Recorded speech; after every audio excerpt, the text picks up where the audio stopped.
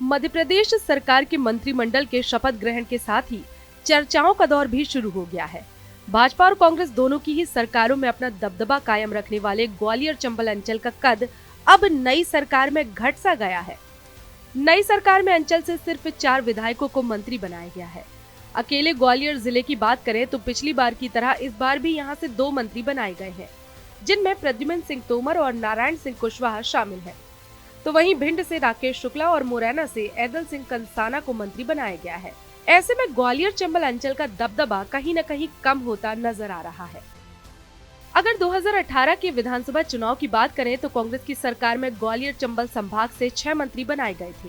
हालांकि 1.5 साल बाद केंद्रीय मंत्री ज्योतिरादित्य सिंधिया के बगावत करने के बाद 2020 में जब भाजपा की सरकार बनी थी, तब भी ग्वालियर चंबल अंचल की इतनी अनदेखी नहीं हुई थी। 2020 की भाजपा सरकार में भी अंचल से 9 मंत्री बनाए गए थे, लेकिन नई सरकार में अंचल का दबदबा कम सा होता दिख रहा है, क्योंकि सिर्फ 4 विधायकों को ही मंत्री बनाया गया है।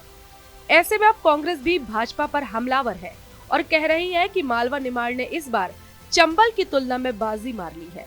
अब पूरी राजनीति ही भोपाल और इंदौर से चलेगी। मध्य प्रदेश में ग्वालियर 5वें नंबर का शहर हो गया है। देखिए, मध्य प्रदेश में जहाँ तक भारतीय जनता पार्टी का सवाल है, फिर से वो जो है मालवा निमाड़ ने बाजी मार ली। बल्कि मैं कहूँगा कि पूरी राजनीति जो है वो भोपाल इंदौर से ही चल रही थी और वहीं से चलेगी। और यही कारण है कि ग्वालियर चंबल संभाग, या बल्कि ग्वालियर शहर कहेंगे, 4थे नंबर पर नहीं 5वें नंबर का शहर हो गया मध्य प्रदेश में।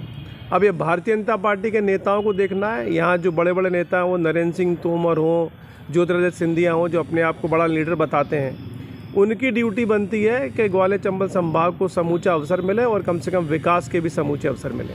ग्वालियर चंबल अंचल से 4 विधायकों को मंत्री बनाए जाने और कांग्रेस के आरोपों पर भाजपा का कहना है कि ग्वालियर जिले को पूरा प्रतिनिधित्व मिला है, क्योंकि यहाँ पर 2 कैबिनेट मंत्री बनाए गए हैं। रही बात ग्वालियर चंबल अंचल से सिर्फ 4 मंत्री बनाए जाने की, तो भाजपा पूर्ण बहुमत के साथ सत्ता में वापस आई है और ज्यादा विधायक पार्टी में होने के कारण हर किसी को मंत्री पद दिया जाना संभव नहीं है। वहीं अभी यह प्रारंभिक दौर है।